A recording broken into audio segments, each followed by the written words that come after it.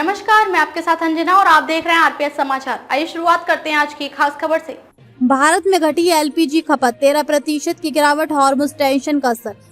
US Iran war के चलते Hormuz strait बंद होने से तमाम देशों में तेल गैस संकट देखने को मिला है। इस बीच भारत में एलपीजी की खपत में बड़ी गिरावट दर्ज की गई है और ये 13% तक घट गई है।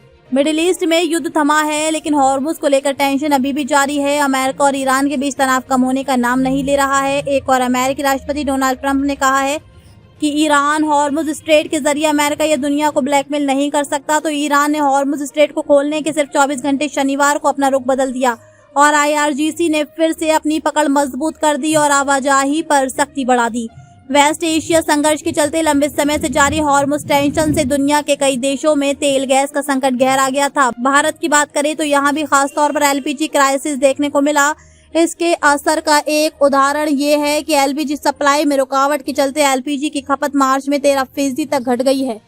पीटीआई की रिपोर्ट के मुताबिक अमेरिका ईरान युद्ध के चलते हॉर्मुज स्ट्रेट बंद होने की वजह से सप्लाई से जुड़ी रुकावटों के चलते घरेलू रसोई गैस और कमर्शियल एलपीजी यूजर दोनों प्रभावित हुए। भारत में खाना पकाने वाली गैस एलपीजी की खपत मार्च में 13% तक कम हो गई।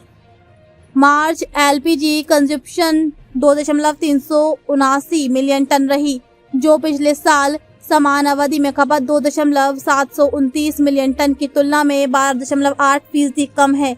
भारत अपनी एलपीजी जरूरतों का करीब 60% आयात करता है और इसका अधिकांश हिस्सा हॉर्मुज स्ट्रेट के माध्यम से आता है। अमेरिकी, इजराइल और ईरान के बीच भीषण युद्ध के बाद ये स्ट्रेट बंद हो गया था, जिससे ऑयल, एलएनजी, पीएनजी संकट गहरा गया था। सऊदी अरब और यूएई से आपूर्ति बाधित हुई और सरकार ने घरेलू एलपीजी की उपलब्धता सुनिश्चित करने के लिए कमर्शियल एलपीजी सिलेंडर की आपूर्ति में कटौती कर दी। इससे होटलों और रेस्टोरेंट बिजनेस को तगड़ा झटका लगा। ऑयल मिनिस्ट्री के petroleum planning and analysis cell PPAC के मुताबिक मार्च महीने में घरेलू उपभोक्ताओं को बेचे गए एलपीजी सिलेंडरों की संख्या में 8.1% की गिरावट दर्ज की गई।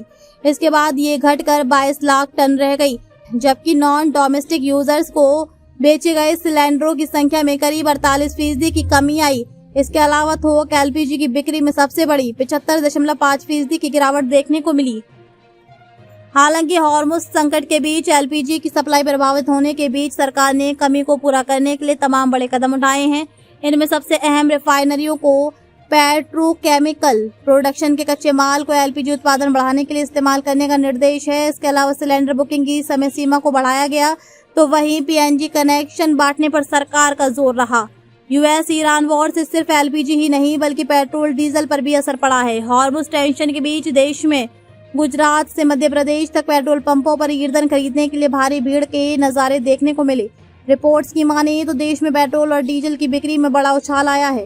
पेट्रोल की बिक्री 7.6% बढ़कर 37 लाख टन हो गई, वहीं डीजल की खपत 8.1% उछलकर 87 लाख टन हो गई। खबरों में अब तक के लिए बस इतना ही। फिर होगी आपसे मुलाकात कुछ ऐसी खास खबरों के साथ। तब तक के लिए नमस्कार और देखते रहिए आरपीएस समाचार।